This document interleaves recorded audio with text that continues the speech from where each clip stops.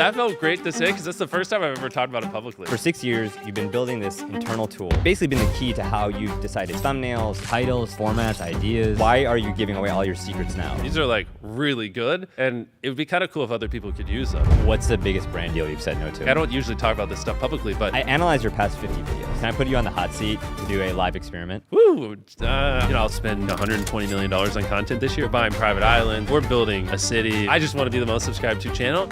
I found your secret Instagram. I have never had anyone ask me that. It's like someone stabbed me, and then I'm just like, take the knife out. I hate this video. How's your mental health? You're very good at what you do.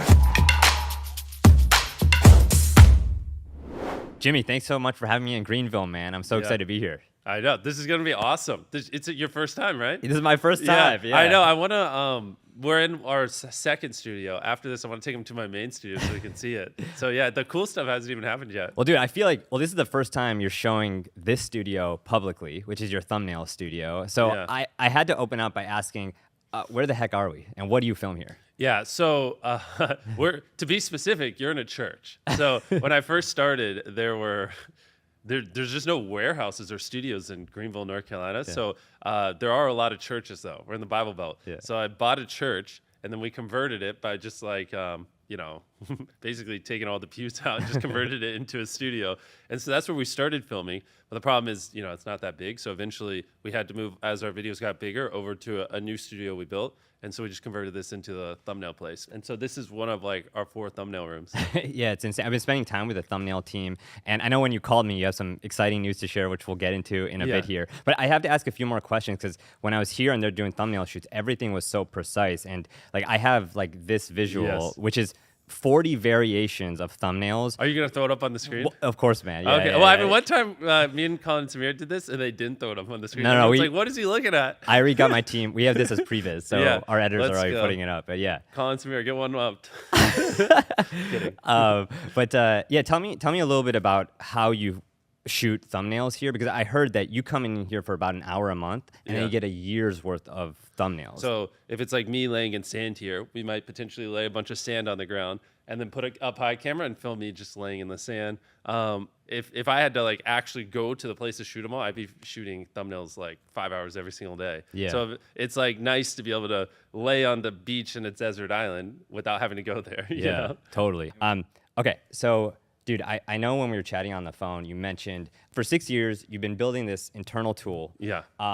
And it's basically been the key to how you've decided thumbnails. Like you found like outlier videos, and it's a lot of data that not even YouTube has in YouTube Studio. Which having worked there before just blew my mind that you were able to build this. And I have a lot of questions about that. Yes. But tell me about the tool and why are you giving away all your secrets now? Yeah, as you can tell if you look at our channel, like obviously we're very analytically optimized, and over the years I've just built a lot of tools. And a little while ago we were just looking at all the tools and I was like, man, these are like really good. And it would be kind of cool if other people could use them, especially smaller creators. And so that's why we started ViewStats.com, because I felt like all these public websites where you could see YouTubers' data just wasn't even good. Like there's no other website where you can see whether someone's views come from longs or shorts. No other websites allow you to track actual video by video performance to see what a video is out of 10 on other people's channels. So that's what we were building, like kind of our own version of Social Blade.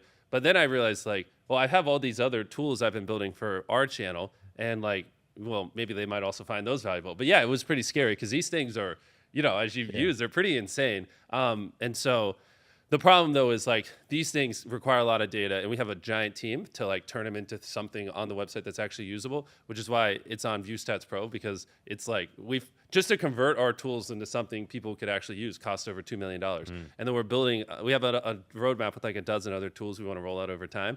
So that's why ViewStats is a free site, but what we're talking about is ViewStats Pro. I just want to make sure it makes sense to them because people might be a little confused. But yeah, it's basically, I just tried to, for as cheap as possible, take everything I use on my channel and just give it to small creators so they can use it to get an advantage. Also, that felt great to say because that's the first time I've ever talked about it publicly. Really? Yeah. So that's why I was trying to make sure everyone understands it, because they're going to be like, what's ViewStats.com? What's ViewStats? What does this mean? Because I've literally never talked about it. I've never even tweeted about it. Yeah. And even the free tool is great. We're going to talk about a lot of stuff that will be valuable regardless. But I want to talk about that ideation process. Oh, yes. I thought it was so interesting how you've studied Outliers, and I want Yes. to talk about that video, the dollar versus series, and Yes. talk about the inspiration, because I don't think people realize how you came to that. And then I got a ton of follow-ups with that. Yeah, 100%. So for the $1 versus, the thing is, we've all seen BuzzFeed did it, but also not only did BuzzFeed, but it's just like people across every format on YouTube, beauty channels, gaming channels, everyone was doing videos where they'd compare something cheap to something expensive. And they usually did well. And what I like to do is if I see something going viral across like multiple, formats all across YouTube, then it's like, okay, that seems to be something people really like. And, they're really interested in that content. So maybe I should just do that like in a really beast way on the channel. So like if a beauty channel does $1 versus $100 makeup palette and that pops off, and then someone does $1 versus $100 sushi and that pops off, and a video gamer does $1 or $100 computer versus a $10,000 computer, then it's like, okay, people seem to like this. I'm going to do a $1 hotel versus $1 million hotel, and it works. Yeah. I saw that outlier from BuzzFeed's channel was a plus 50x. Yeah, exactly. So you can see like was a crazy outperformance. It's essentially when I tried to think of like how, because ViewStats probably built it where we can help small creators just do better. And when I try to think of like one of the most, can't think of another word than OP. It means overpowered if you're not a gamer. Sometimes I say that and people like look at me weird.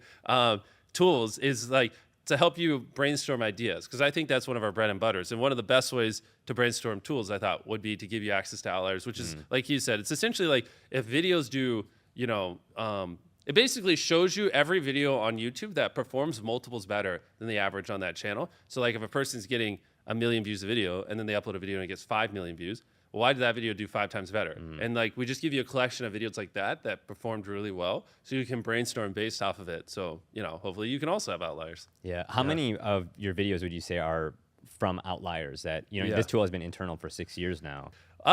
Based off of Outliers, because the thing is like honestly, one of my earliest ideas was like buying a car with pennies. And but this is maybe even before we started like tracking data, and I just saw someone bought Gucci with pennies, and I was like, oh, that seemed to work. Let me go buy a car with pennies. So honestly, throughout the last 6 years, it's been a big just way for me to brainstorm. But it's hard though, because I don't want people to don't like see an outlier and just do the exact video. You always have to take it and ideally put a spin on it, a twist on it, do it your own way. Because if you just recreate what's already there, well, it's already popped off. Like it's not going to work. But if you use it as inspiration, which is what I want to get across, and then you creatively come up with your own version, that's where they work, right? Because a lot of almost everything we've done has never been done before. But yes, for the ideas, this is just one of many ways to get like inspired to come up with the idea. Yeah. I think Outlier search is going to open the floodgates.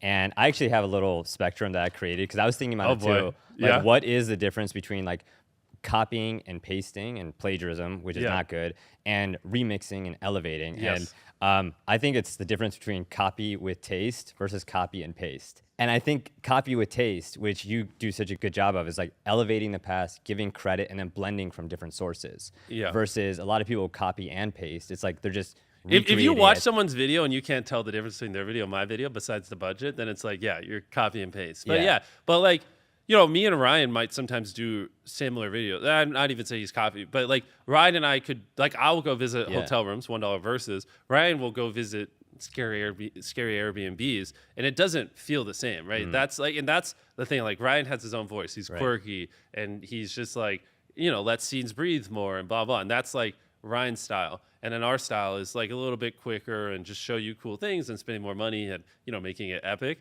And so that's not that he's copying us, but in general, that would be like doing it with taste. And then the copy and paste is, there are tons of other people who after our hotel video just went literally sometimes hit the same hotels, same thing, use my same text on screen, speak like me, act like me, use my cuts, use the same timing, pacing.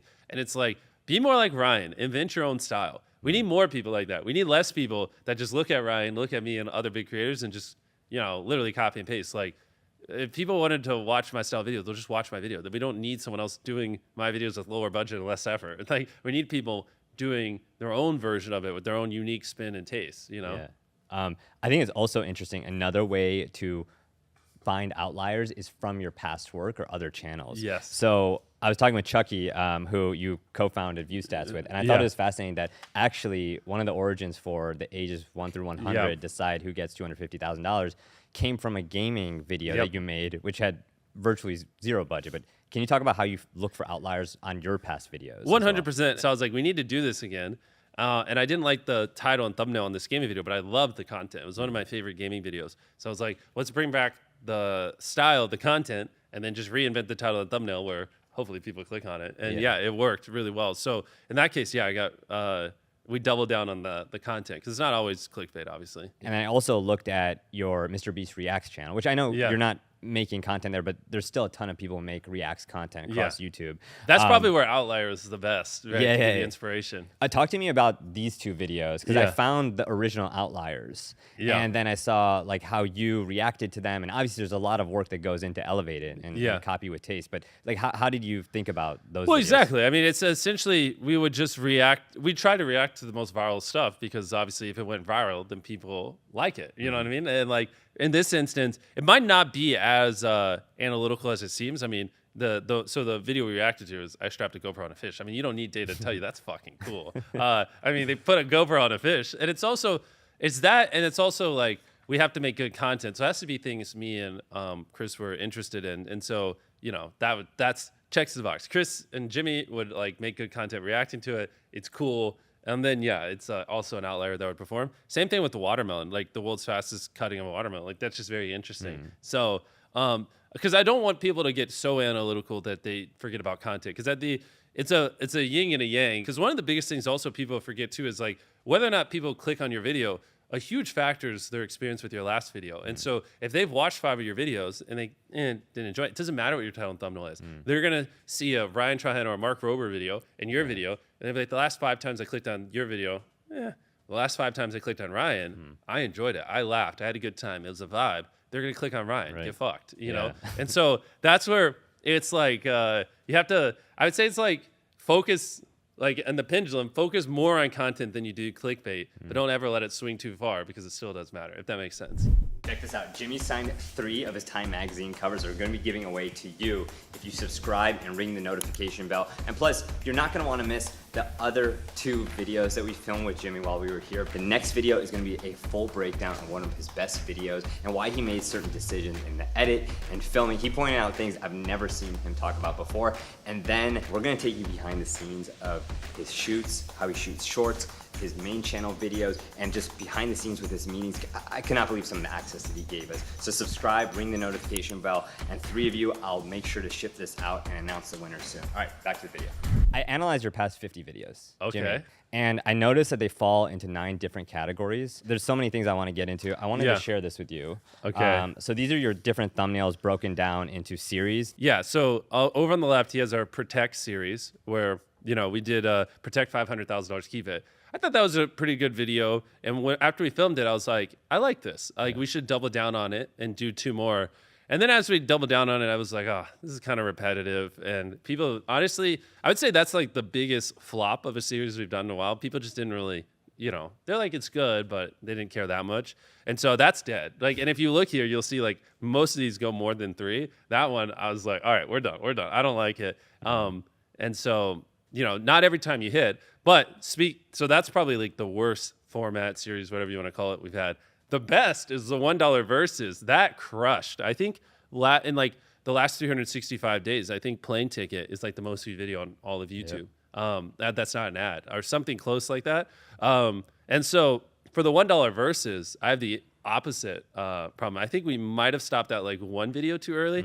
We did 1, 2, 3, 4, 5, 6, 7, 8. Holy crap! Yeah, we did 8 of them, but they were really spread out over a year. People really liked it. Like, and it's something anyone can, you know, understand. Whether you're 10 or you're 50, watching us drive a $1 car all the way up to $100 million car is just sick. You know what I mean? And that was also a lot of fun.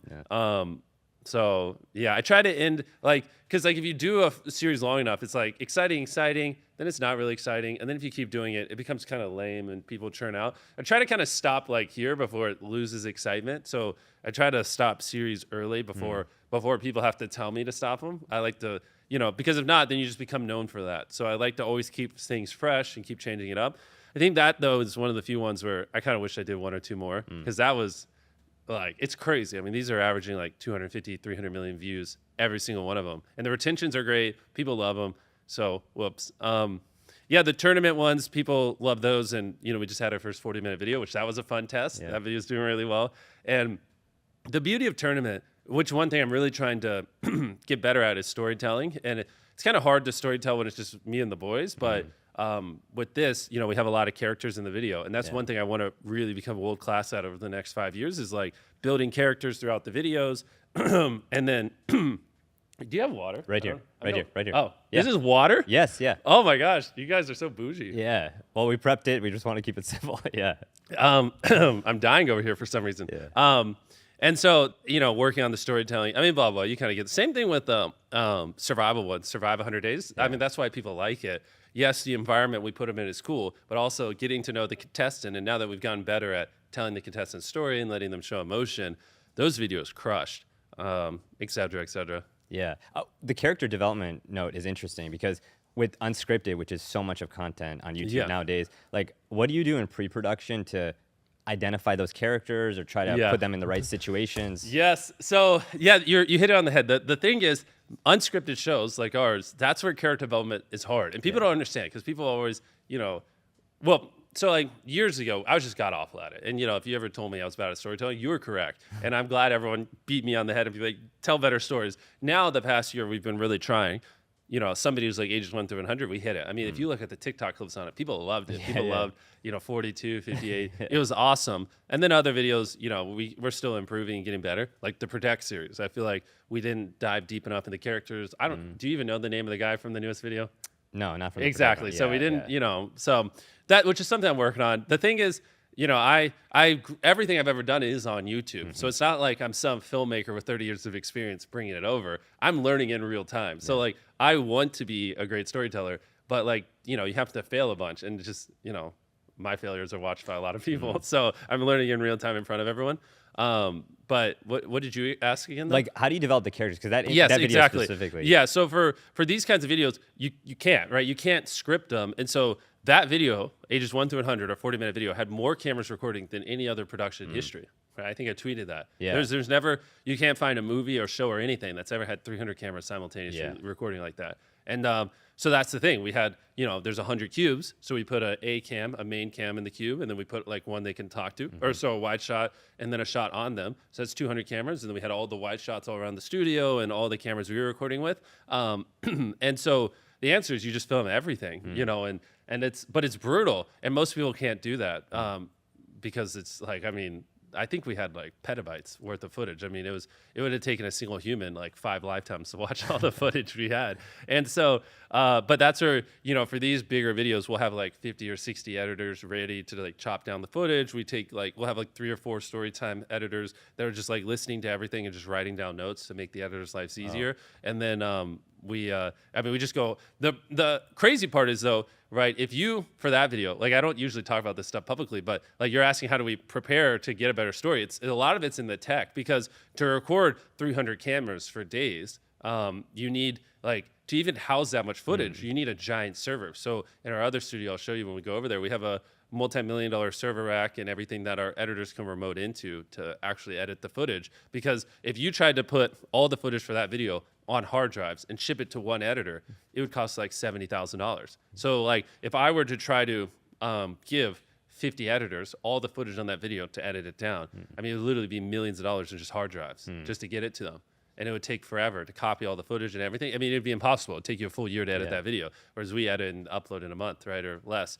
And so for that, we also have to build out a server room that everyone can remote into, edit off of one central place. So then all the footage is there, and I don't have to spend $4 million shipping hard drives out just for one single video. Wow. And so it's a lot of that stuff, which other people don't do, so they're not able to actually record that many cameras. And that's where the hard part is. If you don't have that kind of coverage, then you do have to be a little more scripted because, you know, a normal person, our production company or someone who doesn't, you know, take it as seriously as we do, they would just be like, all right, this 24-hour period, we're going to film in this 1 hour window. We're going to roll with these 10 cameras. You're going to say this. You're going to say that. You're going to say this. This is your character, and you're going to do this. And then they'd be like, cool, we got all the shots. You know, we'll see you in 23 hours for the next challenge. Whereas for us, it's just like, all right, over the next 24 hours, do what you want. We're capturing it all. You know what I mean?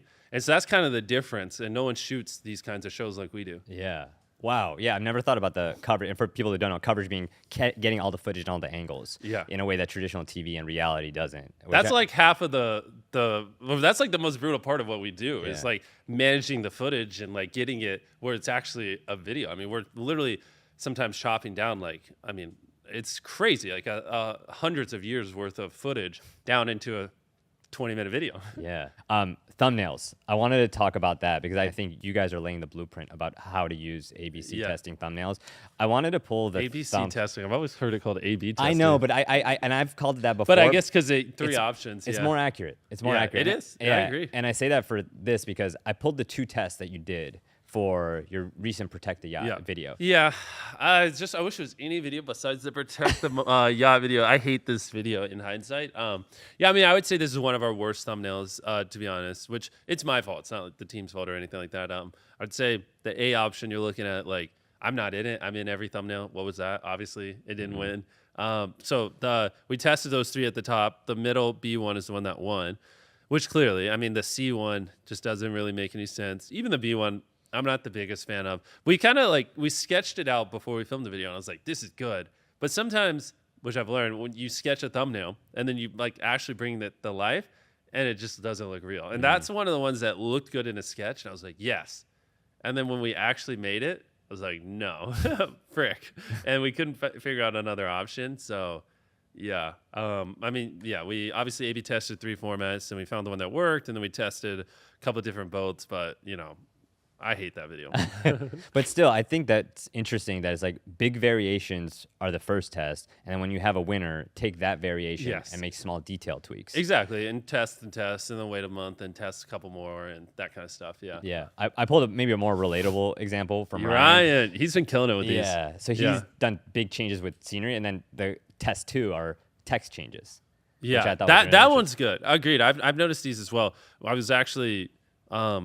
My girlfriend, when we watched this video, and then it was on our homepage the next day, and she literally said, like, is that what it said before the thumbnail? Because it popped in the top left and said continue watching. So even people notice. I agree. I think this is a realistic way of doing it. 3 options, test some text, and then just leave it be. Don't overwhelm yourself. Don't overthink it. Because there's a lot of diminishing returns, and there's a point where it makes sense to just start working on your next video if you don't have the resources and a bunch of people helping you. And it's you do have to question okay, well, if I just started putting my brain and effort into the next video, would I get more upside than just this kind of stuff? But yeah, that he did good there. Yeah. Can I put you on the hot seat to do a live experiment? Okay, I'm on the hot seat. Okay, yeah. Yeah. If we could get the laptop, I want to see you do this live. Okay. And one of the features that really blew my mind when you gave me access to ViewStats Pro is searching for thumbnails with text and then going down the rabbit hole of inspiration. It's freaking insane. So, it took a long time to build. Jimmy, I'm going to give you a prompt that I want you to type in, and then I want to go down a rabbit hole and just hear your thoughts. Are you ready? Let's do it. All right, so basketball with holes in it. Basketball with holes. Yeah, there's this new airless basketball that's going around. Everyone's I've talking seen it. about it. And so before I hit enter, this is on ViewStats Pro. This is our thumbnail search tool. You can type anything you want in, and it'll give you thumbnails to get inspired off of. It's really sick. So he just said basketball with holes in it. So I'm going to hit enter. Give it a second. Look how quick that loaded. This thing is fast. And so now we can scroll through this, and we can see all these thumbnails on YouTube that have basketballs with holes in it. And this is exactly what you're talking about. Yep. The whatever. The airless basketball. Yeah. And so are we trying to brainstorm what's the title of the video we're trying to brainstorm? Let's say that the NBA just sent us this basketball to try out. We're a channel that's reviewing sports gear. Okay. Yeah, I mean, so then in the basketball they sent has holes in it. Yeah. So then you would just look at all these, and the cool part is we didn't just stop here. So you can obviously see all the thumbnails, inspiration, but you can also search by thumbnail, and it'll give you even more specific thumbnails on the thumbnails you like, which you just kind of got to use this. I know this might seem insane, but it works really well. And so I don't know. You want to pick this LaMelo one? Let's maybe this one the Steph Curry one. Yeah. All right. So we want to get inspired by more thumbnails, and boom. So now it's giving you specifically the thumbnails that look similar. As you can see, all the other ones that had the white balls in it pop up here. And then we can, let's get inspired off this. So it'll probably be pretty similar results. And then if you scroll down, maybe we're like, oh, actually, this looks crazy. There's slime on his hand, you know, or basketball hitting a car. You just flip through it, get tons of inspiration, and then keep doubling down. Let's go through something totally different. Go to maybe the basketball hitting the car. Basketball hitting the one from Jesser? Yeah, no. Yeah, the one from Jesser. Yeah, right here. Let's see what that. Funniest basketball hitting cars. So now, see, he's going to give you crazy ones. So like this world's largest basketball over the car, because obviously it picked up that you're not, expecting it to be slamming a car. It's just trying to give you cool inspiration. We can do this one with the dart in it. And then you just keep flipping through here. Look, now here's a bunch of different versions of the dart. And you just keep tapping search by thumbnail, and you can just go and go and go and just get inspired. What's another prompt you have? Let's just try slime. Slime? Yeah. Okay. So let's try slime. What thumbnails are we getting? Look at that. And then let's combine what we were talking about before. Filter this thumbnail search by outlier score. Oh, let's have some fun. So this video, and then obviously over time we're gonna build it out where you can set it where only videos above 100,000 views, like we do on our outlier tool. We'll bring it over here. But so this video right here did 100x the average. How to make 1 minute glossy slime. Let me scroll down. Minecraft item slime. That one's cool. So this would be if you're looking at it and you're like, oh, I want to see more Minecraft thumbnails. I bet if we hit search by thumbnail, it'd pull up a bunch of Minecraft ones, which is cool because it allows you to go down the rabbit hole. Because especially if you're making a video on slime, you might want to get inspired by Minecraft slime or whatever. And then obviously you can just go back. So these are the #1 outliers with Minecraft slime in it. Man, what is one of your coming up videos? One of my coming out videos? Yeah. I just went to Toronto to interview the hacksmith, and he showed me the world's first working lightsaber. So maybe he also showed me the world's first. Yeah, working lightsaber. He used it for one of your videos. Wait, is it the same one? He's working on a new one. He's actually spent hundreds of $1,000s on a clean room to develop like one without a cord. And just the title I'm thinking about, because he's like a real life Iron Man, we're thinking about calling it 24 Hours with YouTube's Iron Man, $5.5 million. Is the thumbnail going to be an Iron Man suit? It's going to be him. He actually had an Iron Man mask, and we had him take photos with it. And then he had a Thor hammer, so it's going to be a lot of those visuals are at least what yeah. So then you can type in Iron Man, get inspiration from videos that did well. I mean, honestly, if you had him flying kind of like this, that'd be cool. I mean, could the suit fly? Could you have him put it on and jump on a trampoline in the video and then him fly? Or like maybe this scene. I mean, if I'm thinking about it, like this right here would get the most views. If it was him flying in an Iron Man suit, like that would pop off. Yeah, and maybe the campus right below. Yeah, because that. But I don't know for your channel, but for my channel, that's what I would do. Yeah. I'm pretty sure we've had that idea, and we have a thumbnail mock somewhere where it's like getting a working Iron Man suit, and it's just someone flying, and I'm just like, whoa. Yeah, but it's so cool to like get inspiration that way. I want to give you another prompt because you could search with words, but you could also search with an image. Yep. Maybe you find it from another thumbnail, or here's what I want you to do. We downloaded an image from Google. It's on your desktop right now of a golden car. So I'm going to upload this golden car, and then with nothing else, they'll pull up a bunch of other golden cars, which is pretty crazy. Because then you can also sort it by outliers. You can sort it by default, view count, new. So we can click on this golden car, and then we can be like, ooh, like that one. You can see Supercar Blondie did a thumbnail with the golden car in it, etc. And you can just get inspired. Yeah, that's awesome. Any other, while we have it, any other, you want an outlier like demo or like alerts? Like while we have ViewStats up, I mean, I'll show you guys. So at the launch, we have 5 tools. That was thumbnail search. We've kind of loosely talked about the other ones. A/B test, I think you will find pretty interesting. You can see all the A/B thumbnail tests anyone is doing, and you can see which one won. So you can see all the A/B thumbnail tests currently running on YouTube. You could here. Let me search our boy Ryan by channel. So you can hit by channel, and we were talking about Ryan's thumbnail earlier. We have these little tabs too, so it recommends whatever you're typing in, which is sick. We went all out on this. So now you can pull up Ryan Trine's channel, and you can see every A/B thumbnail test he's ever ran. Wow. And you can see which thumbnail won. Isn't that crazy? It's crazy. The other one I think you guys would love to hear about right now is Outliers, which is something we've been doing for years. But it's like we talked about before. You can find basically any video that goes viral on any channel. And you can just set it where show us a video on channels that have over 100,000 subscribers that got 50x on a view, 50x their normal views on a video, and you can browse through it and you can see it all.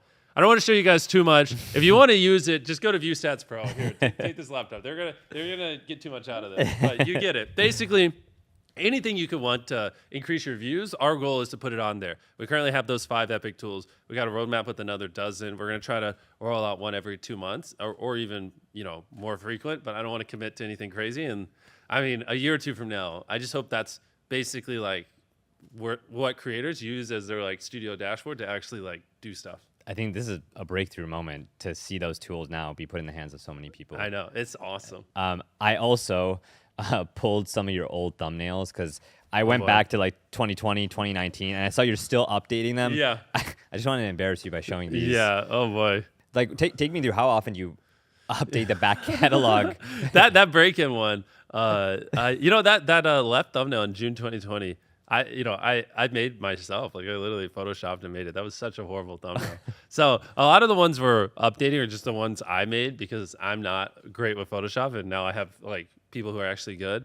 And so we're just kind of going through and making them make sense because like they just don't make sense. Like that one in the bottom left with all the people, like you can't even see their faces. Yeah. 65 million subscribers. I have 4 times that. Like Yeah. that was It looks like a selfie. yeah, but it's like 60. There's 65 million subscribers combined between all the people in this video, and it's like that doesn't mean anything anymore. Yeah. Isn't that crazy that at the time I thought that was a flex? In the bottom left of a thumbnail, I wrote 65 million subscribers. Like guys, you won't believe how many YouTubers I got in this video. Yeah, that was. And then now here we are, and what are we at? Like 240 or something, 250.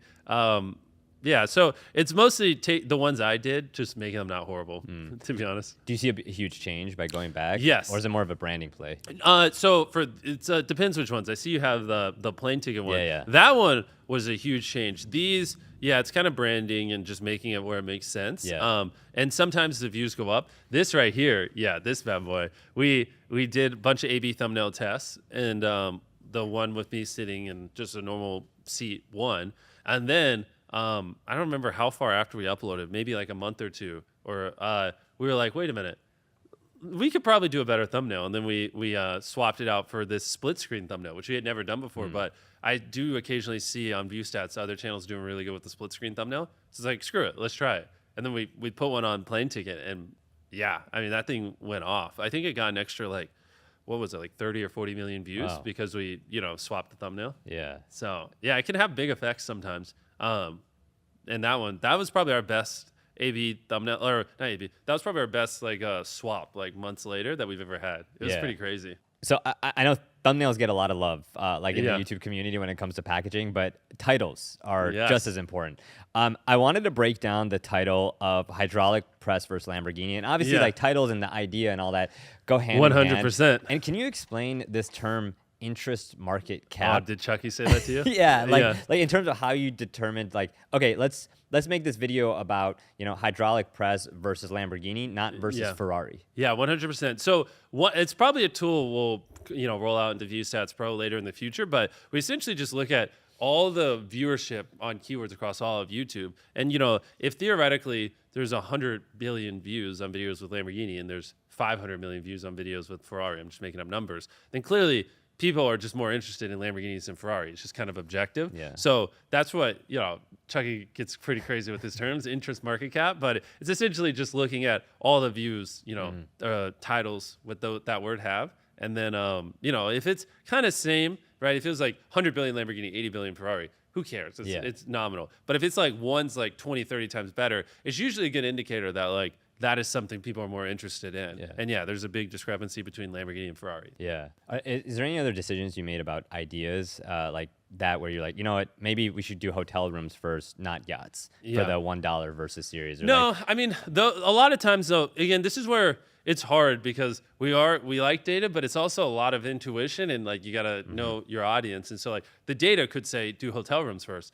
But you could also be a beauty YouTuber and it just make more sense to do a makeup palette. Yeah, it might not have the most views, but like your audience doesn't care about hotels. So it's a blend of all that. So you have to really you have to look at it from a lens of like, what is my audience? What would my audience want? And then like, yes, if there's no difference, to your audience, there's no difference between a hotel room or a vacation, yeah, hotels probably is simpler and would perform better. But, you know, if you're a family channel, they'd probably care more about vacations because they want to, you know, think of, you know, vacations they could take their kids on or that kind of stuff. Or maybe your family channel that kids just watch, right? And then maybe vacations don't matter as much because kids can't afford it. I don't know, you know. So you got to run through those scenarios. But yeah, net equal. It's like I said. Even then, if the market cap's kind of the same on the viewership, or even like this, it doesn't matter. But if it's like this, then it's like, all right, now this is when you should go with this one. More people clearly care. Yeah. A lot of nuances. What else besides views and performance go into deciding which series or videos to make? Oh yeah, I mean, views and performance matter, but ultimately we're just trying to make the audience happy, and I want to give them videos that they like. And I know, because at the end of the day, like, you know, you can get views on a video, but people can feel unsatisfied and then not click the next one and eventually churn them out. The reason why 100 million people keep coming back every video is because we constantly try to prioritize what they want and what makes them happy. And so this is where it's hard. This is the thing that I struggle the most with training people on, and which is why I do it. It's just like, you kind of just have to be really in the trenches with your community. You have to read a lot about what they say online and just talk to a lot of them, and you can kind of just tell. Like, Protect, you know, even if they weren't underperforming, even if they were kind of The Protect series. Yeah, the Protect series. Even if that was like a 5 out of 10,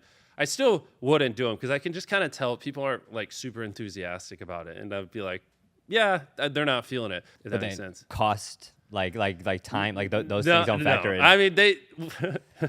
If you ask me, no. If you ask my team, yes. But you know, it's a lot of like, I'll be like, I want to do this, and they'll be like, it's too expensive, and I'll be like, is it too expensive, or have you not looked into the numbers yet? And they're like, well, I'm like, all right, we'll get the exact numbers. Come on, you know. And then, yeah, a lot of times I'm usually like, well, is it a problem if we're $1 million over budget? Come on. Yeah. They kind of want it. What was the last video where you had that conversation? Oh, almost every video. Yeah. I mean, thankfully Feastables is doing well. Cause yeah, we're still struggling on quite a few of these. I mean, if you watch them, like ages 1 through 100, I mean, that was a monster of a video. Or even the yacht video, our last video. I mean, if you saw all the 100 cannons and all the people shooting at it and the million fireworks and giving the guy a yacht and the explosions and all that kind of stuff and the construction crew, like, I don't know, that video, well, actually, that one might have been on budget. What was the video we uploaded before that? Ages 1 to 100. Yeah, No Shot Ages 1 to 100 was on budget. That was probably $1 million over budget. Do you know the video before Ages 1 to 100?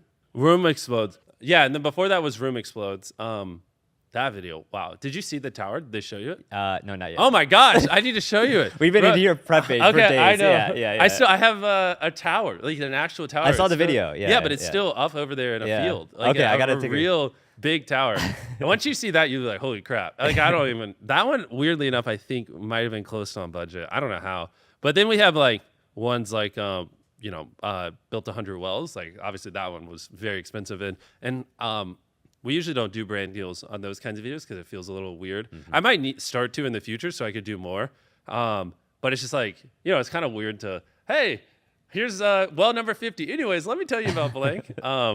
But if I did a brand deal, then I could build 200 wells. So it's like, that's a hard little distinction. I'm probably going to start doing brand deals on those. Anyways, yeah, you get the point. Yeah, the 10-minute video was so interesting because it was all real time. Yeah. How did you think about that? That was terrifying. This video is completely real time. You'll notice it's exactly 10 minutes long. There are no cuts. You see everything. And if Darcy does not escape his jacket and get through all 5 floors of this tower and press that button before the timer hits 0, his money explodes. That was very terrifying. How did we come up with the idea?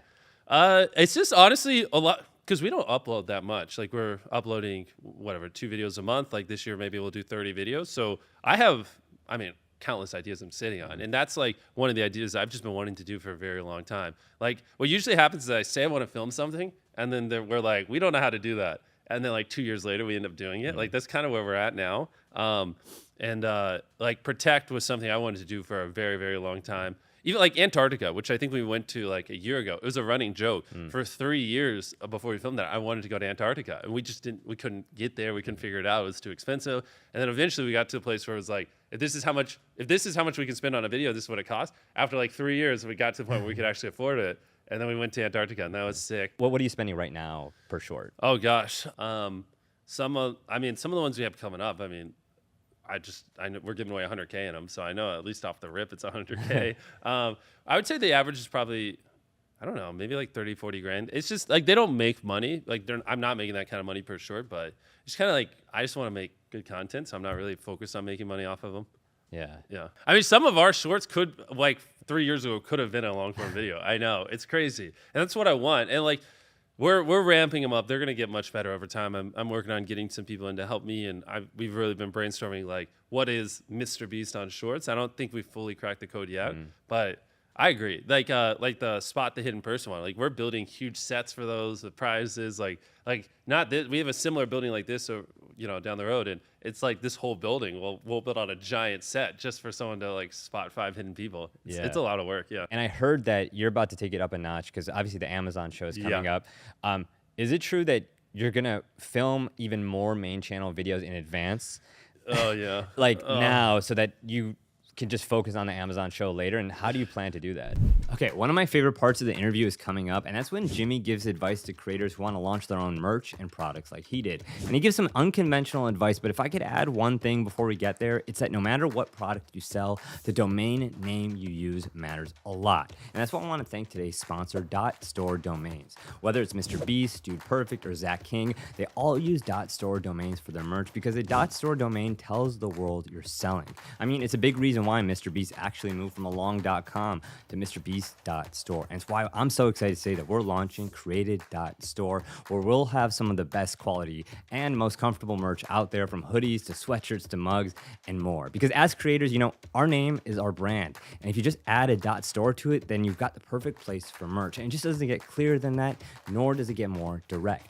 In fact, a .store domain helps you sell more, which is why websites on .store actually see up to 2x more organic visibility and up to 87% more clicks. So don't settle for a long URL and just get your .store domain before somebody else takes it. Buy your .store domain today for just 99 cents for the first year by going to go.store/John, or just click the link in the description below, or use the code JOHN, Jon, to get your .store domain today. All right, now back to the video. Yeah, that Amazon show is I mean, obviously, our YouTube channel is a lot. The big videos, the spectacles, the multi-million-dollar budget. Sometimes we're having hundreds of people breaking world records with cameras. I mean, these are it's tough. Just doing the main channel is brutal. But yeah, this year, I wanted to take it up a notch and do our first streaming show on Amazon. And yeah, that's so basically it's probably going to be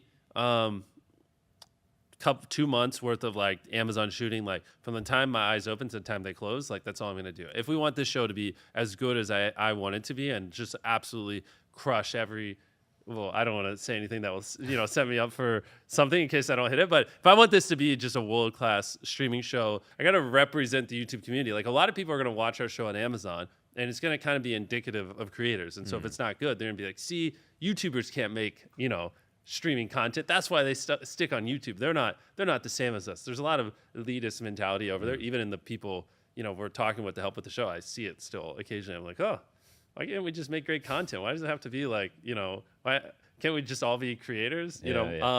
So I really want this show to crush, so it reflects well in the YouTube community. And so yeah, we're going all out for that. But that's the problem is, I usually film almost every day. So for me to spend 60 days, or almost every day from the main channel, so for me to spend 45, 60 days on the Amazon show, yeah, basically just have to jam my schedule up to the max before and after, so I don't skip a beat on YouTube, because YouTube's my #1 priority. I don't want the YouTube channel to miss anything for this Amazon show.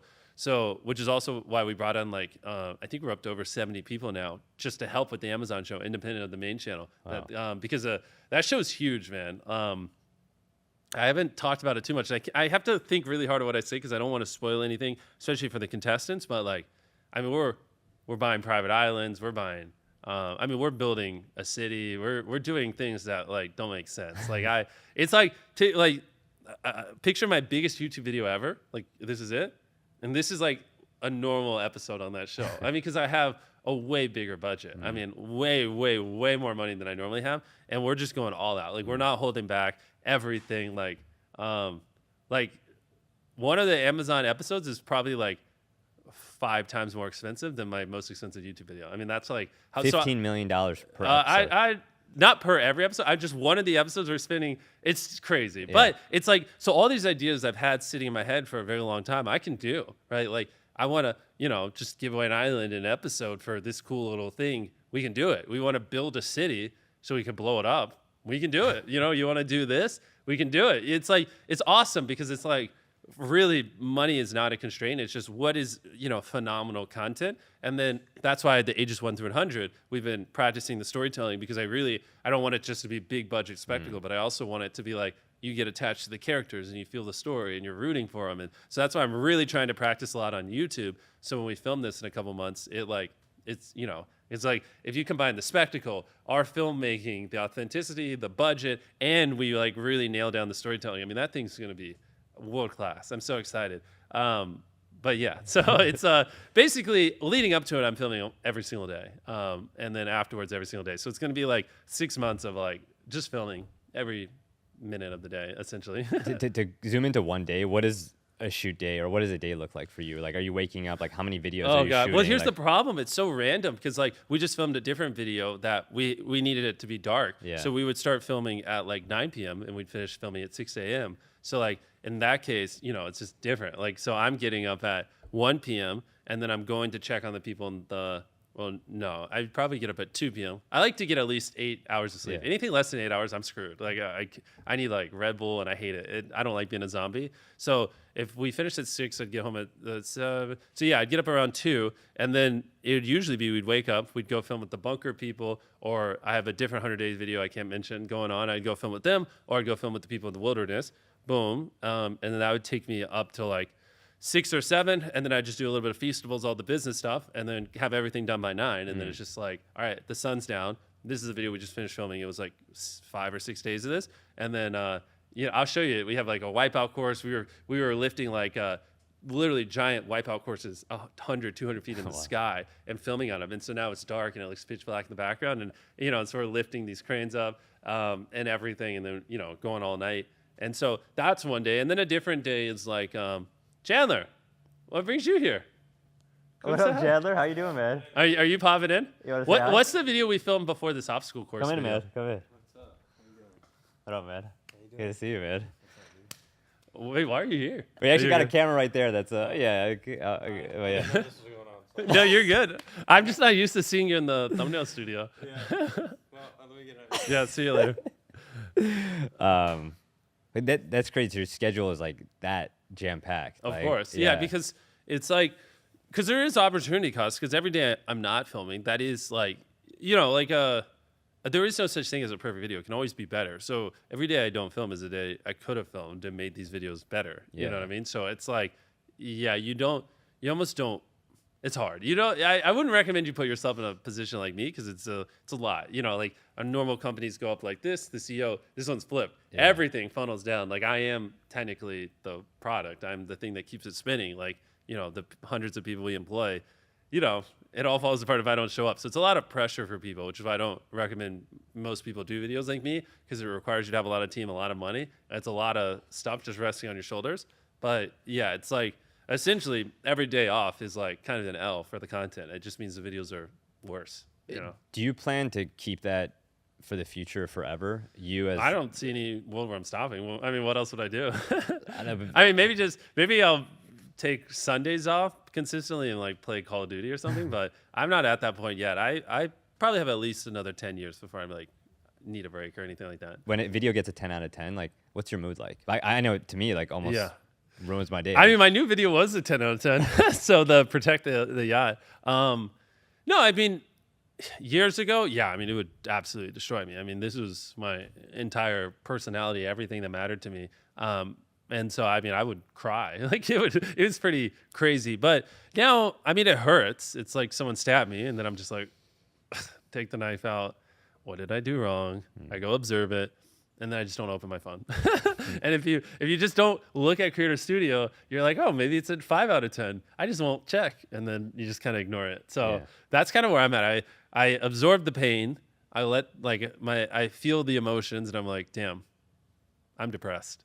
And then I just funnel that energy into what did I do wrong? And in this case, I was like, never doing a Protect series again. Screw that. People don't like it. That thumbnail's horrible. And then, okay, we got that, move on. You know what I mean? Which is hard, but then you just start working on the next video. And eventually you just get so in the sauce on the next video, you don't even remember. Wow. I mean, to hear you say that, how's your mental health these days? Oh, I mean, I just work so much, I don't have time to think about it. Oh, wow. I mean, just That's always been my strat. If you like think about, oh, what happens after you die? Do you just see darkness forever, or you start thinking of all these other stuff, and it's like, I'll just keep working. Then you don't even have to worry about it.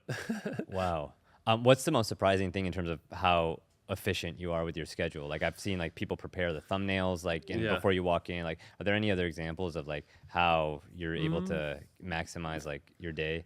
I mean, the thing is, I don't view it as maximizing our efficiency. It's just kind of like my life at this point. Because like I said, like every second I'm not filming is like there are things that need to be filmed. There's so many things. There's probably 20 shorts I need to film, some like 10 TikToks I need to film. I have 300-day videos going on, and I have, we're always filming main channel videos. So no, it's just kind of like it's just kind of, I don't know, my life. It's not. If I'm like just sitting down doing nothing, I kind of feel weird. I'm like, oh, I'm doing something wrong. Like someone's gonna yell at me. I shouldn't be doing this. So if that kind of answers the question, it's kind of just how things have always been, Yeah. But it's not like you don't snap your fingers and end up here. This is like a slow progression over many, many years. Like I decided a long time ago that like, yeah, I want to spend as much time as possible filming, and all the other stuff I want to train people up to like be able to do it. I just want to be involved in creative and filming, and ideally that's where most of my time goes. So it's a cognitive decision of like, training up other people to take everything else off, and then like pushing people to push me. Like it's not like I'm telling people push me and make me a better person, help me make better content. Like let's make this the priority, that kind of stuff. But it takes a long time to ramp up to that point. Yeah, and I was talking to the team. They spend sometimes like 30 hours prepping for one shoot. Yeah. And I wanted to ask you, what are these grid lines that we're standing on right now? Like what happens here in terms of setting up the lights and the people? Yeah, well, yeah, because if we need to shoot 20 or 30 images, we don't want them to have to reset for 15, 20 minutes in between each. That would take an entire day. So these grid lines allow them to put little marks so they can practice the images before, like the lighting and that kind of stuff. So we can kind of just flow from one image to the next, and they don't have to like think about all the lighting. They can just have all the lighting marks pre-marked down. Yeah, I pulled this because last time we did an interview, he has all the data. Yeah. This time I was here for a thumbnail shoot, and they were getting everybody there to take an overhead shot. Can you talk about that process to get everything ready before you walk in? Because I've never seen anything like it before. The problem we have here is the only real linear constraint for the company or for the channel is me, right? Some of our videos we're filming 7 to 10 days. Like some months I'm literally on set 28 days out of 30. Some months, a typical month might be closer to 20. And so it's just hard because it's like if you envision it, if we film 3 videos in a month, then like the first is a $1 versus, right? We'll say like $1 versus $1 million hotel. I have to fly to 7 different hotels all around the world. One of them's in India, right? That's 3 days off the rip right there. So like that's a 10-day filming slot, if not 11 days. And that's if we're really extreme and cutthroat with the time. And then I have to go film another video. But that's, 7 days of filming, but it's also a day of travel to get there and a day of travel to get back, right? Now that's 9 days. So that's 20 days, and that's only 2. And then you tack on a third video there. Or if we have like a long 100-day video, like right now we have people living in a bunker, survive 100 days in a bunker, win $500,000. And like, that's something I have to check in on them. I have to check in on, we have some people in the wilderness. And then I have to, so that would take you up to 22 days. Then I have to film shorts and TikToks and all that other stuff, which isn't crazy hard, but that's still a couple more days. And then I have to work on Feastables. The next thing you know, like I'm like from the time I wake up to the time I go to bed, basically booked for like 28 days straight. And it's like, well, I still have to do thumbnails. But and this one, to me, I'm not as in the weeds on these when they collect people, but we have just a lot of people locally that we usually end up using. And I think we have an app where we just put out like a ping, like, hey, you want to help us with blank? Here's what it'll look like, blah, blah. And people just sign up for it. So they probably did that, got all these people, and then, got the shot. Yeah, and I thought it was also interesting. Everybody's wearing a neutral color, so that way they can edit in and post, put a jumpsuit on them, and just... Yeah, I mean, the guys we have now, or the team we have, they're just phenomenal. Like, 3 years ago or whatever, I was making these thumbnails in Photoshop, and I mean, I couldn't do half the stuff they do. Like, sometimes I'll just throw out something, I'll be like, it'd be cool if there's a building in the background, but I know that's not possible. And they'd be like, why? We just put it there. I'm like, what do you mean? And then they'll like come back 2 hours later. I'm like, oh, all right. Well, that looks real. Cool. I saw like that you have like stand-ins. And this is something you tweeted out. Yeah. So we have this one person every time before we shoot a thumbnail. or before I go and shoot a thumbnail, he does the thumbnail, so I can kind of look at it and make sure I like it. And so we have a lot of images. Like for every one I take, there's probably 100 of him, and then they'll take it. Let me see what it looks like, and I'll be like, that looks good, and then they'll set it up, and I'll come in and crank it out. It's so impressive, man. This is awesome. He just is handing me paper. This is like really well prepared. I like it. Thank you, man. I mean, last time we did our interview, I had 24 hours to prep, and then That Vid Summit? yeah. And this time when you called me, I was like, all right, I got more time. I'm gonna just do everything I can. So Love it. We got a ton more where that came from. But I think what's crazy is that you're not only shooting videos. I've heard stories of you reshooting videos. Of course. Like the 7 days stranded. Oh gosh, yeah. Is it true that so you spent 2 days on the island, and then what happened that you had to reshoot the video? That's right. I was gonna like throw it up on MrBeast too, like the 2 days. Yeah. I forgot I never did that. Someone remind me to do that. Yeah, we went to spend 7 days on a deserted island, and the three things that really make me miserable, like I can bury myself alive. I can not eat food for weeks. I can do extreme things. I can count to 100,000. But there are 3 things that just make me want to die, and I really struggle with. And it's heat, it's the sun, and it's bugs. Those are like, if it's an extreme challenge and it doesn't have those 3 variables, I got it. If you introduce one of those, it's like, woo, I don't know. And so, yeah, we did 7 days on a deserted island, and it was very hot. There's a lot of sun because I get very paranoid. I don't want to get sunburn and skin damage. Yeah. And there's a lot of bugs. And I mean, I was getting just destroyed by bugs. And yeah, on day 2, I woke up and my leg just had like 100 bug bites on it, both of them. I was sunburned. It was like so hot. Like it wasn't supposed to be that hot. It was supposed to be whatever, like 80 degrees. For some reason, it's like 90 degrees. It was miserable. And I was like, I can't do 5 more days of that. And which is that's something I've learned about myself. So now I don't put myself in those kinds of positions anymore, because I don't mind like pushing. I actually enjoy pushing myself. Like when I counted to 100,000, obviously I was miserable the last 50 hours, but weirdly I get enjoyment out of like going to the point of misery and then pushing through it and finishing. It's like something I for whatever reason kind of enjoy. But it's just those 3 things. I've noticed anytime it's one of those 3 variables, it turns from enjoyable misery that when I complete, I'm happy, to like this, I just want to die. Like I can't do this. Like, and I'll finish it. I'll be like, that was the worst day of my life or week of my life. I can't. So yeah. So anyways, after day 2, we scrapped it, shot the flare, and then but then I'm like, on the boat right back, I'm like, I lost. And then now I'm like, it's messing with my head. I can't. So then we came back, refilmed at a different point, and did the 7 days. Wow. Yeah. For the island, are you sending somebody to scout it out ahead of time? Or if you buy an island or are stranded on an island, like, what's that process? Well, if we buy an island, that's different than if we spend 7 days on it. So if we buy it, we'll send someone to scout it. The 7 days stranded, I think we send someone out there. Well, usually we'll just call someone local, tell them to go out there and be like, hey, tell us what you see, or whatever. Or we'll send someone out there just to like make sure there's not a trillion snakes everywhere. So yeah, they'll scout it out and be like, yeah, Jimmy won't die. And they'll be like, cool, I'm coming out. I know you're not only pushing the boundaries, your attention to detail is next level. I saw this tweet that you put out where you were going and spending 15 hours at Walmarts and Targets, and I'll just read it off. You're like seeing if they had inventory of Feastables in the back and helping them put it out. And then you said the store was doing 0 sales when I visited and 0 product on the shelf.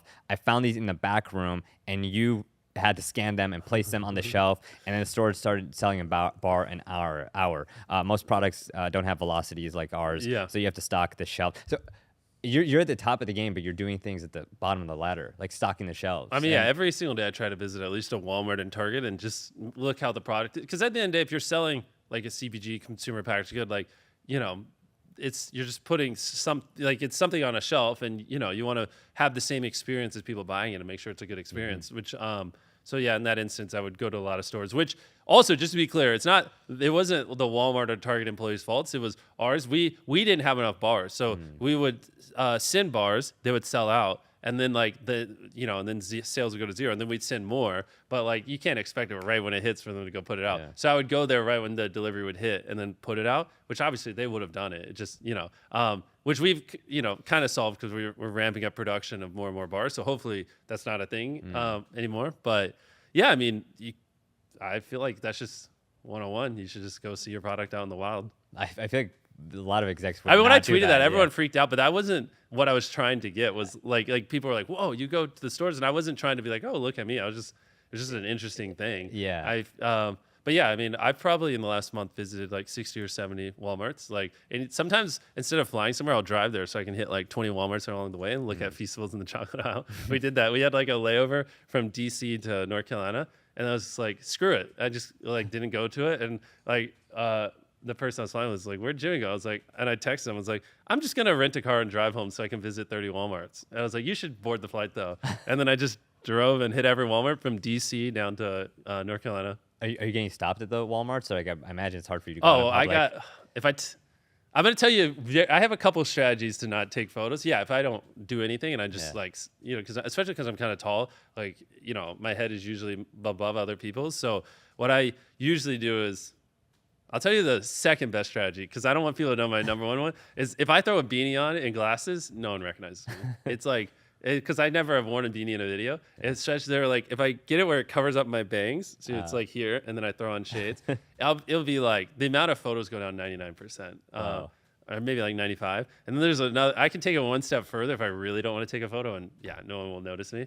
Because like if I cover up my facial hair too, then yeah, if you can't see my bangs, my facial hair, then it's just like some tall white guy. So no one recognizes me, which is what I usually do. I think the reason people are probably surprised to see that tweet is because you right now have over 200 employees, right? Like you're worth millions, about to be the biggest YouTube channel. What's another example of you rolling up your sleeves or doing the quote unquote dirty work that you think would surprise people? Whether I mean, I just went to, you know, this is something we'll talk about later in the year, but you know, I just visited a lot of my farms in Africa, and with something special we've been working on for Feastables, but I don't want to dive deep into that. Give me a couple months to talk more about it, or I mean, everything. I'm involved in every part of everything we do. I mean, obviously, sometimes I'll help with the thumbnails. Sometimes I'll help with the video creative. Sometimes I'll, you know, any job in Feastables. If it's designing the packaging, if it's the artwork, I mean, calling a retailer. I mean, there's nothing I won't do because these are my companies. You know what I mean? So if someone's struggling and needs help, I'll help them. I mean, if someone needs help, you know, figuring out how to clean this floor, I really don't care. You know what I mean? Jimmy, what's the rough pie chart of how you make money right now between AdSense, sponsorships? Let me think about it. Yeah, pie chart. So you're just percentage. Yeah. Let's see. For this year, think on it. I haven't done this math. 10. Well, so we're talking revenue, obviously, not profit. Like, but because I don't even know if we'll make money this year, just because we're, you know, in Feastables, we're making so much product. Content, we don't ever make money. Maybe one day. And ViewStats, I mean, right now we have no revenue. We just, you know, we've put millions of dollars into building tools, and we don't even have ads on the site. So that's kind of the status of a lot of things. But for revenue, over half of it will be Feastables, a lot of it. I mean, because obviously that's just blowing up, and people are really liking. Now that we updated the formula, it's crushing. And then outside of that, there's just a lot, because I don't have like I don't bucket it as YouTube. I have it as like ad revenue, brand deals, theoretically merch, this, and so there's so many line items. And last time I looked, but yeah, I mean obviously we're gonna spend over $120 million this year on content, so you can deduce we're probably gonna do close to that much in content revenue and that kind of stuff. Wow. How do you decide whether a video is going to be a sponsored video and get money from an external brand, or devote it to raising awareness for Feastables? Well, I have to do brand deals in almost every video. So the only ones I don't are usually like the really hardcore philanthropy ones where I'm like, ooh, this might feel weird. I'm okay with just take a couple $1 million L. But like the Wells and maybe one others. But outside of that, every video has a brand deal on it, because that's the only way I can keep the lights on. Because that $3 million, you know, isn't factoring in like the warehouses or the studios or a lot of other expenses I have. That's just kind of like the cost of the video and like the people working on it. So like if I don't do a brand deal, right, you know, and I spend $3 million, but I have theoretically another $1 million in G&A and stuff like that. So it's like the total cost of everything, like $4 million to get that video out the door, and I don't put a brand deal on it, I'm not making $4 million in ad revenue. So if there is no brand deal, you know, let's say theoretically, a brand pays me $2.5 million, and like, you know, if we don't put a brand deal on it, that's an extra $2.5 million negative on that video. You know what I mean? Yeah. So, yeah, I have to do them, or we're screwed. What's the biggest brand deal you've said no to? I've said no to a lot of big ones. I mean, the obvious easy ones are like, I've had a lot of, you know, those crypto casino. Yeah. I mean, like, but even outside of those, there are some that I won't say them because I don't want them to feel weird, but some that just didn't feel like a right fit. And yeah, I mean, I've had people offer tens of millions of dollars, and I'm like, I don't know. Like, For one video. No, for multiple. for multiple. And Yeah. I'm like, do you know what my audience is? I don't. No, for your sanity, I'm gonna say no. Also, that would be weird. Yeah. What's like an average like brand deal now, like for like the main channel? I don't want to say it because the problem is it always goes up. Yeah. And then the people who hear this will be like, oh, well, Jimmy's overcharging us. We're getting screwed. Yeah. But not enough. I need more to be able to afford my videos. So, because my video costs keep going up. Yeah. And they go up. They just go, my video costs go up like this and my brand deals go up like that. Just not at the same rate. But I mean, it's obviously more than I ever would have imagined. If you asked me 5 years ago, whatever number I said, it's that times 3. I'm like, whoa, this is crazy. Would you sponsor other creators on YouTube with Feastables?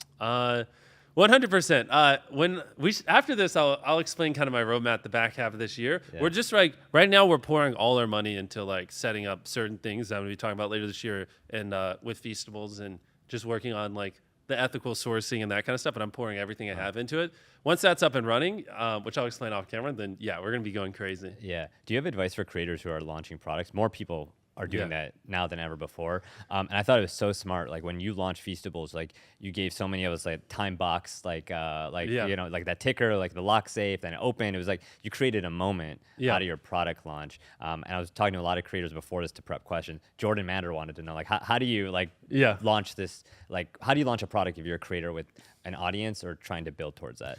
Yeah, I think a lot of creators are launching products, and for some it makes sense, but I think for a lot it's just building a real business is hard. You know what I mean? Like, building up Feastables. Like I'm in the weeds. I mean, this thing is taking an unfathomable amount of my time, an unfathomable amount of money. Like success isn't guaranteed. And even if you have the influence, right, getting people to repeat purchase, come back, innovating the products, right? You can't just get by on your name. I mean, you can for a first buy, but if you want people routinely buying, your product over 5-10 years, and so I think if you want to launch a product, do it. Like, don't listen to me. I mean, who cares? Do whatever you want and what excites you. And, I could be wrong. But for a lot of people, I think it's just premature. And honestly, I think they can make way more money doing brand deals than launching a product. And it's like, I don't even think it's something they're passionate about. And I don't think they realize just how difficult it is. And I mean, you're kind of seeing it. Like a lot are launching, but a lot are already, being closed. And so I'm saying it because I'm already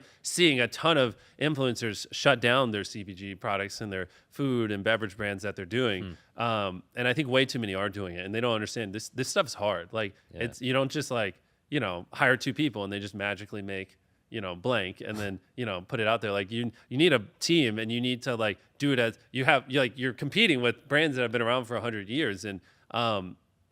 So anyways, my answer is I think for most people, they would benefit from just doing brand deals as opposed to starting their own business, because it's just a lot more work than I think they realize. Yeah. And I think like the opportunity cost of like starting a business for 2 years, right? A brand, if you're an influencer, and then promoting it, because you have no experience in CPG or any of this stuff, it just kind of flopping, never really making any money. It kind of flatlines and then slowly kind of dies, right? That's 2 years where you could have theoretically been doing, if you're a decent sized creator, like 200K brand deal here, 150K brand deal there, 200K brand deal there. You could have made millions of dollars in brand deals, but instead, and you could have put all that time into your content, because not everyone even has their content fully figured out. So building that CPG business will come at a cost of their content, and they'll get even less views. So you have to factor all that in. And so it's like, there's one world where millions of dollars in brand deals is what I see a lot of creators. You keep growing your socials and you keep pouring all your energy into it, or you start this CPG brand that you're not even that passionate about. It pulls you away from your socials and stuff, and it starts to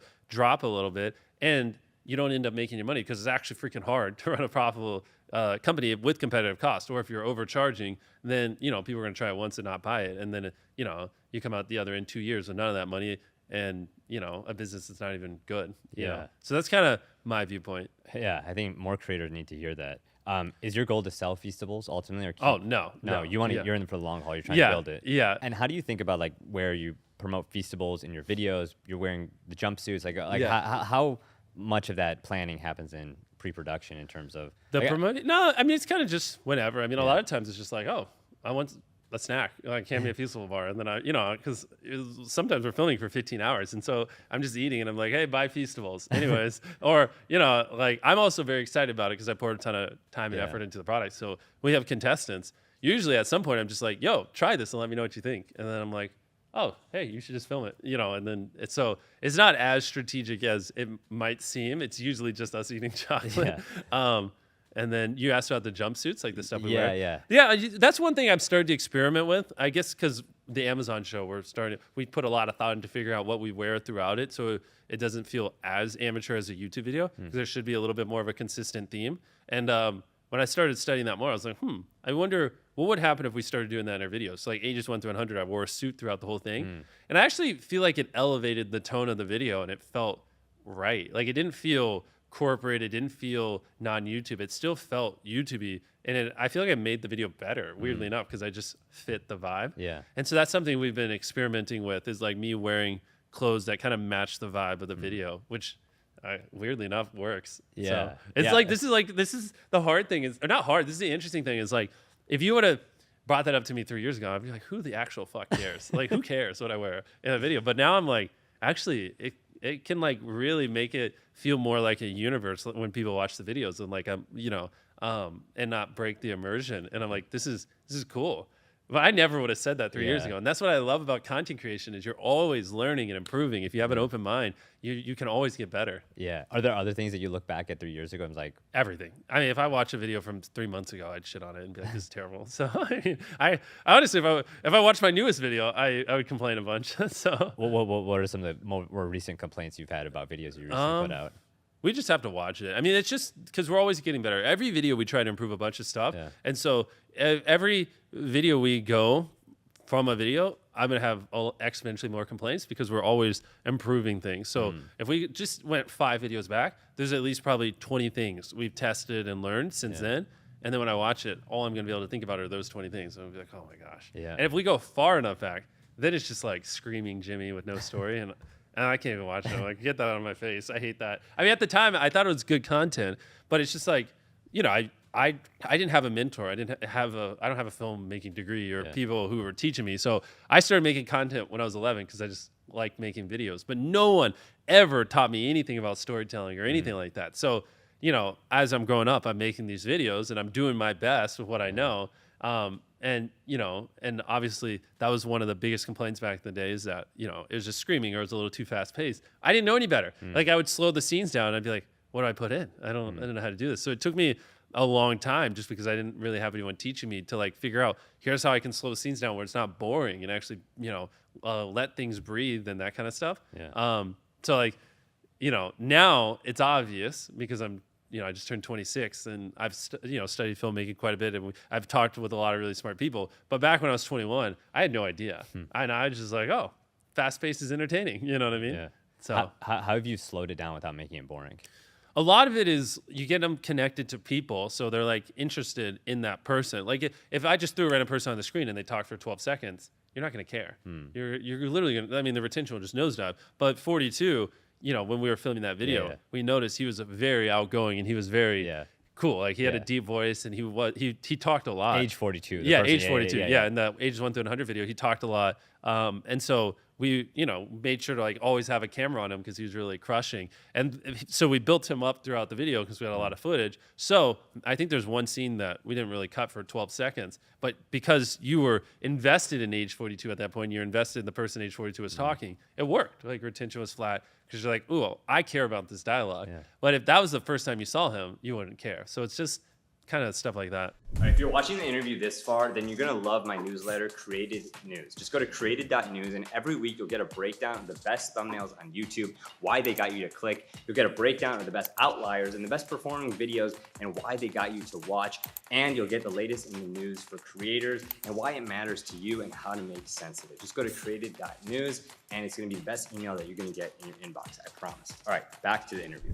I mean, the other number that stood out to me is like the fact you're working with 50 editors. Like most creators have a hard time working with one editor and like sharing their style and making sure things are consistent. But your videos, I feel like, still have that same style and that like Beast brand. I mean, I've been very involved in the editing for many, many years, working alongside these people. But yeah, we have some amazing people, and honestly, they're the beauty now is we've gotten to the point where we've got people now who show me new things, and it's like, it's like you said, it's my style, my voice, but a lot of what we're doing now, like I'm learning how to be a better storyteller from my editors. I'm learning new tricks and new things, and like some of the graphics we do in transitions, like I don't know how to do any of that. I'm just like, yo, give me a cool transition, and they whip it off. I'm like, whoa, I didn't even know that was possible. So it's like, yeah, I used to be in that boat too, like them, where it's like, I'm teaching the editors, but I'm so far past that. My team is teaching me stuff, So it's kind of like just working alongside them, which, everyone knows this. You just got to work alongside your editor or editors for years. Eventually they'll pick up your,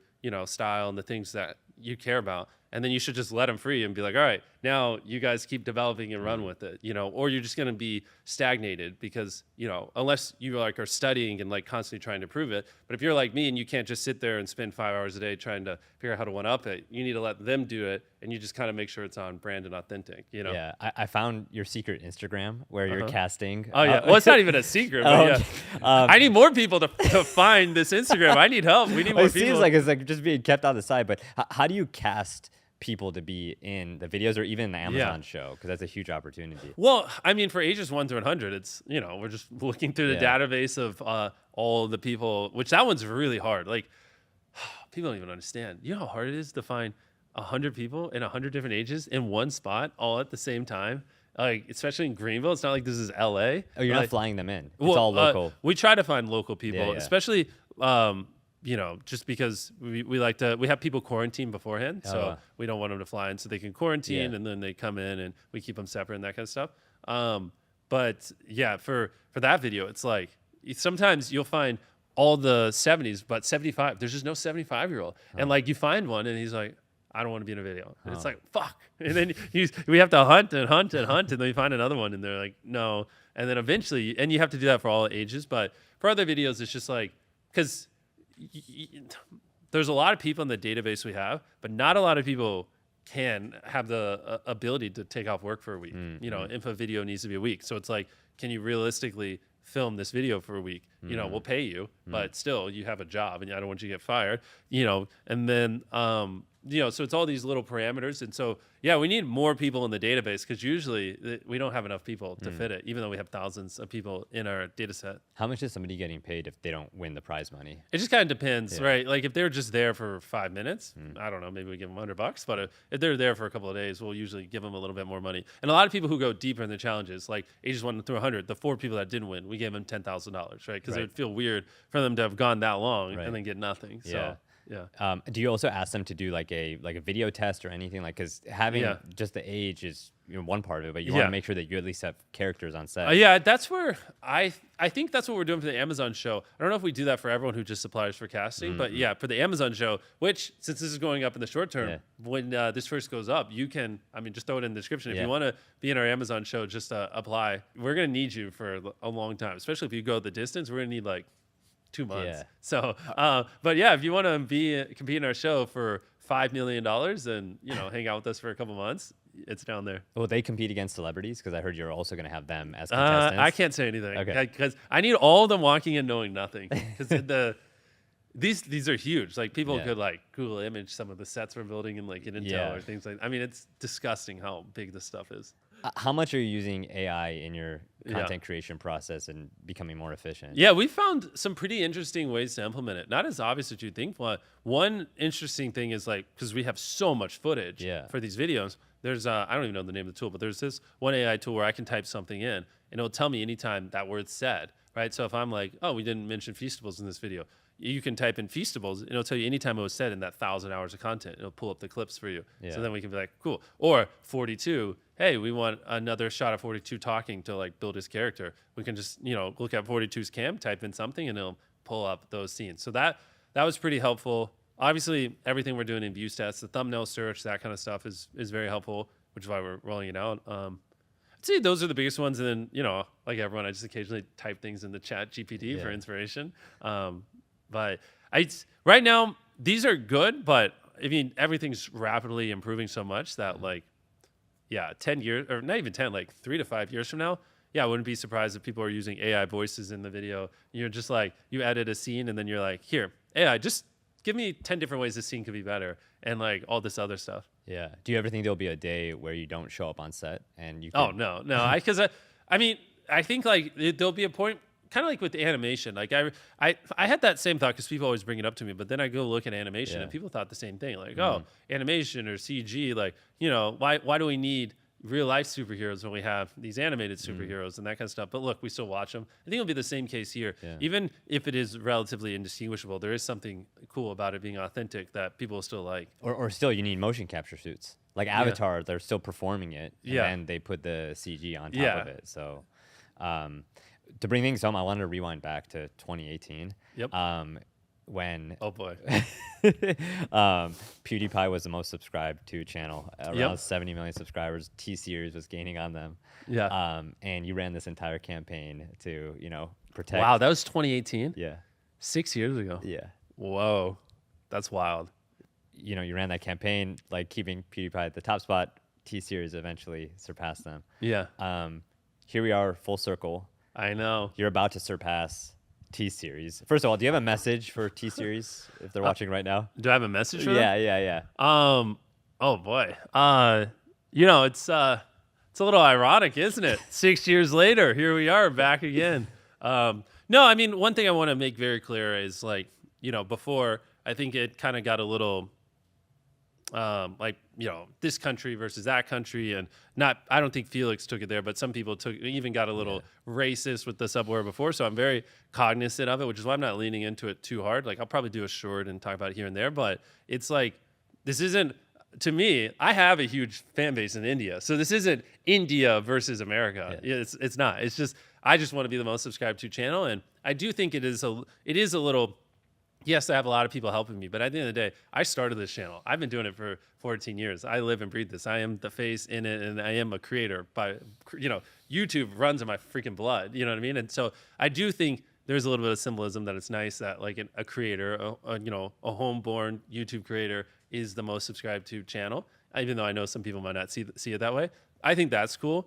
Not knocking on them, but obviously they are a corporation with probably 1,000 times more employees than me, or something crazy. But yeah, we got to, like, draw the lines in the sand. I need to make it clear. I love India. I have fans in India. You guys are awesome. It has nothing to do with that. 'Cause people will make it that. Like, a lot of idiots will just start tweeting, India sucks. Go crush them, Jimmy. And I'm like, okay. Just so you know, it's where a lot of my audience is, but okay. If you had to record a Hi Me in 10 years, I know boy. you've done that a lot before. The Hi Me in 10 years goes up in 15 months. Wow. 10 years, yeah. Wow. No. I know, I should have. I had that thought like a year ago. I kind of regret it. I should have done more. Should have been like like at 100 million subscribers. I should have done Hi Me in 10 years. Yeah. That was a giant L. You should do one when you pass T-Series. Really? Yeah. I mean, that'd be cool. That's a landmark. Right now. No, well, Yeah, I know you got to do it. I got to do it but in camera. But yeah, that would be cool. Yeah, or That would- maybe a teaser of if you were gonna say something like "Hi Me in 10 years." Yeah. But the beauty of Hi Me in 10 years was the innocence, right? Yes, Because yeah. it's like, Yes. I had 8,000 subscribers or less, and I'm like, yeah, I hope I make it. I really hope. But now, you know, if I did Hi Me in 10 years, I'd be like, I hope I have 1 billion subscribers. And it's like, well, that's not, you know, no one would be like crazy shocked that ended up happening. But back then, it made no sense. And yeah, Hi Me in 10 years goes up in 15 years. I think in that video, I said, I hope I have 1 million subscribers. If I like think back to when I filmed it. The video that's been going 8.5 months. years ago. Yeah. I think, I don't remember. I haven't watched it in a long time, but I think when I filmed it, I was like, I really hope in 10 years I have 1 million subscribers. Yeah. Isn't that crazy? That's wild. That video's going to go off. Holy crap. Do you hope that you'll have a family in 10 years? From now? Yeah. Well, I have a girlfriend, Yeah. and I have a dog. Yeah. So I kind of have a little Yeah. one. Yeah, of course. At some point, it's kind of funny. You know, one of the interesting things about doing podcasts as you grow up is you say a lot of stupid things. And like someone asked me that a couple of years ago, and I was like, my answer was very weird. But I don't know. I was like in a weird grind mindset. I was like, well, Elon and all these other people have kids, so I'll have kids. And people clip that and they just roast the heck out of it. And that's one of the negatives of like everything from 11 to 26 is on the internet. Yeah. And obviously, if you ask someone something at 19 and you ask them that same question at 26, or you ask them at 20 or 26, the 26 question is going to be, your answer is going to be way better. And they're almost always going to look back at the 20-year-old answer and be like, oh, that was dumb, because you're just like learning and growing. So like, you just gave me deja vu, because that's why I'm so adverse to that question. Because I'm like, but no, it's like, yeah, I think the thought of having a kid one day would be fun, like raising a little mini me and trying to like, teach them business and all that kind of stuff. It'd be awesome, because like I didn't have anyone mentoring me. So like if I could turn a mini me into like just a business Mongol at the age of like 15, that would be sick. Yeah. And so that like now that's exciting and it sounds fun. Not anytime soon, because of course, I mean, you just had a kid. I mean, you tell me about it. I mean, it seems like a lot of time. It's a lot, but it's the most amazing experience. But like how many hours a day would you say? But what? That you're like, just not even with the kid, but that you've had brain power or whatever you're having to devote towards the child. I think it's 24/7. Yeah, exactly. I think about it. That's where I'm not at that point, because like right now that's where you're always thinking about whether you're with the kid or not. That's how I am with YouTube, and so like if you introduce a kid in my life anytime soon, like I'd be screwed. I don't know, the way you've empowered so many people and now creating like these tools and just sharing so much and inviting me out, man. I'm just so grateful. Thank you. What a nice guy. You guys should subscribe to him. Thanks, Jimmy. Thank you for Chucky, the team, everyone. This has been incredible. And And thank you guys to subscribing to his channel. Do it right now. I have urgency, so you're more likely to convert.